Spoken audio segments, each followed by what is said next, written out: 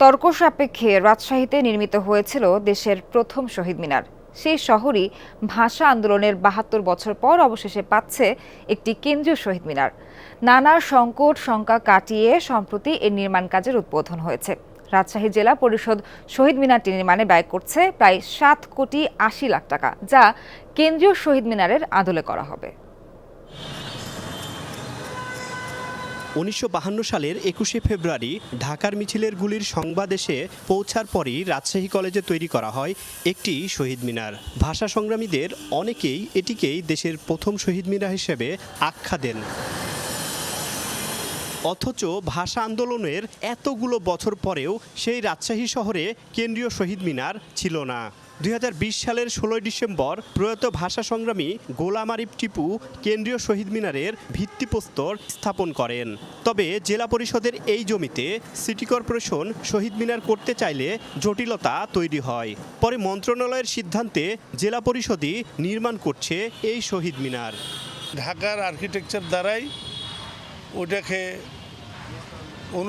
অনুকরণ করেই ওই আদলেই তার চাইতে একটু উন্নত মানের বলতে গেলে মার্বেল পাথর টাথর দিয়ে আমি সুন্দরভাবে সেই জিনিসটাকে, জায়গা অনেক বড়, সুন্দরভাবে সেই জিনিসটাকে করব। নগরীর প্রাণকেন্দ্র পুরাবী সার্ভে ইনস্টিটিউটের জায়গায় প্রায় ১ একর জমির ওপর বহুল প্রত্যাশিত শহীদ মিনারের কাজ শেষ হবে আগামী ৮ মাসে। এতে ব্যয় হবে প্রায় ৭,৮০,০০,০০০ টাকা।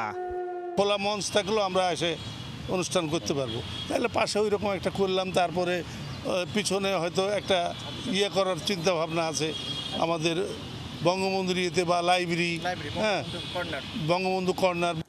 সম্প্রতি এর নির্মাণ কাজ উদ্বোধনে যোগ দেন মুক্তিযোদ্ধারা। স্বাধীনতার এত বছর পরে রাজশাহীতে কেন্দ্রীয় শহীদ মিনার হওয়ায় খুশি বীর মুক্তিযোদ্ধারা।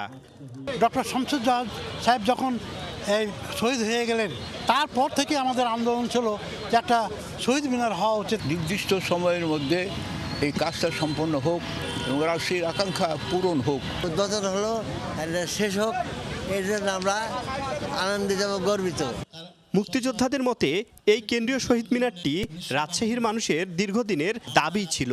তারা বলছেন, শ্রদ্ধা জানাতে শহীদ মিনারটিতে সকল শ্রেণী পেশার মানুষের ঢল নামবে। আমরা আশা করছি আগামী ৬ মাসের মধ্যেই রাজশাহী জেলা পরিষদের অর্থায়নে এই কেন্দ্রীয় শহীদ মিনার কমপ্লিট হবে। এরকম জাতীয়ভাবে কেন্দ্রীয় শহীদ মিনারের বহুদিনের লোকে এই রাজশাহীবাসীর প্রত্যাশা।